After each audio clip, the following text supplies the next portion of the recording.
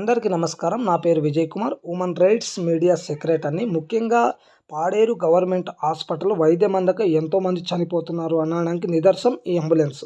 మరీ ముఖ్యంగా చెప్పాలంటే ఇక్కడ ఈ పాడేరు గవర్నమెంట్ హాస్పిటల్ నుంచి విశాఖపట్నం కేజెస్కి తరలించాలి ఎవరికైనా అన్నప్పుడు సుమారు 5-6 పేషెంట్లు లేకుండా ఈ అంబులెన్స్ వెళ్ళట్లేదు. అలాంటప్పుడు ఒకే పేషెంటు ఎమర్జెన్సీ కేసు ఉన్నప్పుడు మరి అతని ప్రాణం పోవాల్సిందేనా? ముఖ్యంగా గిరిజనుల కోసం కోట్ల రూపాయలు పెట్టుబడి పెడుతున్నామన్న కేంద్ర రాష్ట్ర ప్రభుత్వానికి మేము సూటిగా అడిగే ప్రశ్న ఒకటే.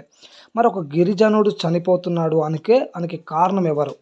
మరొక పక్క చూసుకున్నట్టయితే వైద్యం అందక అంబులెన్స్ సమయానికి లేక గిరిజనులు ఎంతోమంది చనిపోతున్నప్పటికీ కూడా కూటమి ప్రభుత్వం అలాగే రాష్ట్ర ప్రభుత్వం ఎలాంటి పట్టింపు అన్నది లేదు. మరి ముఖ్యంగా ఈ హాస్పిటల్ మొత్తంలో ఈ ఒకే అంబులెన్స్ ఉంది. ఏ కేసు అయినా అంటే ఎమర్జెన్సీ కేసు ఏదైనా ఉన్నది అంటే ఈ ఒక్క అంబులెన్సే వెళ్ళాలి.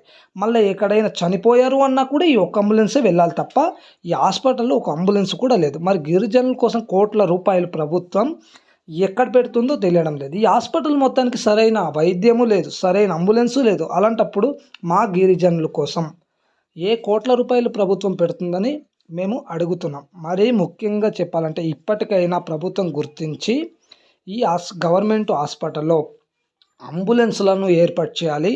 సరైన టైంకి వైద్యం అందేటట్టు చూడాలి. ఆక్సిజన్ కూడా ఈ హాస్పిటల్లో సమయానికి ఉండట్లేదు. ఇలా ఆక్సిజన్ అందక ఎంతోమంది పిల్లలు చిన్నారులు పెద్దరులు కూడా చనిపోయే అవకాశం ఉన్నాయి. ప్రభుత్వం గుర్తించాలి.